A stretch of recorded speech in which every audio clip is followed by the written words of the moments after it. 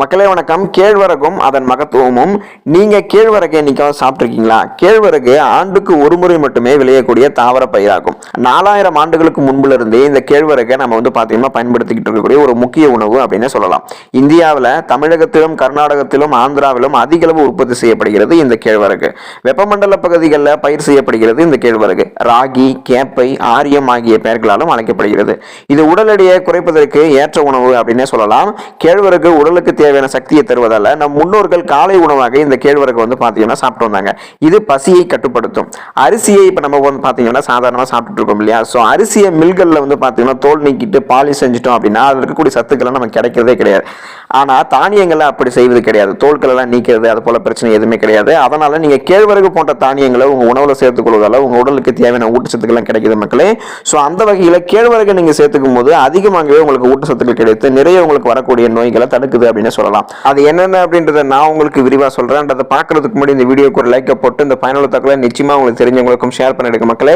ஏன்னா இது அவங்களுக்கும் பயனுள்ளதாக இருக்கலாம். இது போன்ற அப்டேட்ஸ்களுக்கு நீங்களும் நம்மளுடைய சேனலை சப்ஸ்கிரைப் பண்ணாம இருக்கீங்க அப்படின்னா உடனே சப்ஸ்கிரைப் பண்ணிட்டு பக்கத்தில் இருக்கக்கூடிய பெல் பட்டனை கிளிக் பண்ணி ஆல் அப்படின்ற ஆப்ஷனை செட் பண்ணிக்கோங்க. அப்பதான் நான் போடக்கூடிய எல்லா அப்டேட்ஸும் நோட்டிபிகேஷன் உங்களுக்கு அடிக்கடி வந்து சேரும்.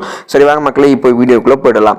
கேழ்வரகுடைய பயன்கள். 1. எலும்பு தேய்மானத்தை தடுக்கிறது.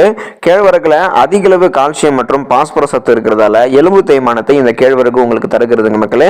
ரத்தத்துல கால்சியத்தோடைய அளவை சரியான அளவில் இருக்கிறதுக்கும் இந்த கேழ்வரகு உங்களுக்கு உதவுகிறது.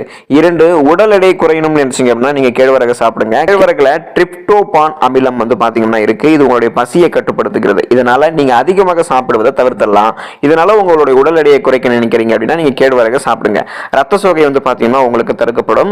இரும்பு சத்து அதிக அளவு இந்த கேழ்வரகுல இருக்கிறதால இது உங்களுடைய ரத்த சோகை பாத்தீங்கன்னா உங்களுக்கு வராமல் தடுக்கிறது மக்களே. இது ஹீமோகுளோபினுடைய அளவை அதிகரிக்க சிறந்த உணவு அப்படின்னு சொல்லலாம். மேலும் உடலுக்கு நல்ல வலிமையை உங்களுக்கு இது தருது. 4. உங்களுடைய கொழுப்புகள் பாத்தீங்கன்னா குறையணும்னு நினைச்சீங்க அப்படின்னா நீங்க கேழ்வரகு சாப்பிடுங்க. உடல்ல தீங்கு விளைக்கக்கூடிய கெட்ட கொழுப்பை இந்த கேழ்வரகு குறைத்து நல்ல கொழுப்பை அதிகரிக்க செய்கிறது.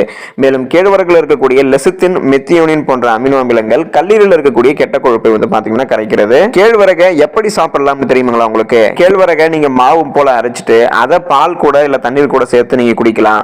நீரிழிவு நோயாளிகள் வெங்காயத்தோட இந்த கேழ்வரகை சேர்த்து ரொட்டியாக செய்து சாப்பிடலாம். இது அவங்களுக்கு ரொம்பவே நல்லது. கேழ்வரகு மாவுடன் நெய் சேர்த்து நன்றாக கிளறி சாப்பிட்டு வர உடல் நல்ல வலிமை பாத்தீங்கன்னா உங்களுக்கு கிடைக்கும். கேழ்வரகு கூழ், கஞ்சி, களி, இட்லி, தோசை, புட்டு, ரொட்டி, பக்கோடா இது போன்று பாத்தீங்கன்னா நீங்க இந்த கேழ்வரகை இந்த வகைகளில் எப்படி வேணா செஞ்சு சாப்பிடலாம். இது உங்களுக்கு ஆரோக்கியமாக இருக்கும். ஸோ இப்படிப்பட்ட கேழ்வரகுல ஒரு தீமைகளும் பாத்தீங்கன்னா ஒரு சில தீமைகள் இருக்கத்தான் செய்யுது. இது உங்களுடைய உடலுக்கு உடல் உஷ்ணத்தை பாத்தீங்கன்னா தரும். எனவே மூல நோய் உள்ளவர்கள்லாம் இந்த கேழ்வரகு பாத்தீங்கன்னா சாப்பிட்றத தவிர்த்தணும். மற்றவங்கள்லாம் பாத்தீங்கன்னா கேழ்வரகு சாப்பிடலாம். இது அவங்களுக்கு ஆரோக்கியமாக இருக்கும். ஸோ மூல நோய் உள்ளவர்கள் மட்டும் கேழ்வரகு சாப்பிட்றத தவிர்த்துருங்க. பாத்தீங்களா மக்களே, கேழ்வரகுல எந்த அளவுக்கு அதிசய தன்மைகள், மகத்துவங்கள் மற்றும் மருத்துவ குணங்கள் இருந்திருக்கு அப்படின்னு. ஸோ இப்படிப்பட்ட கேழ்வரகை நீங்க சாப்பிட்டு ஆரோக்கியமாக இருங்க.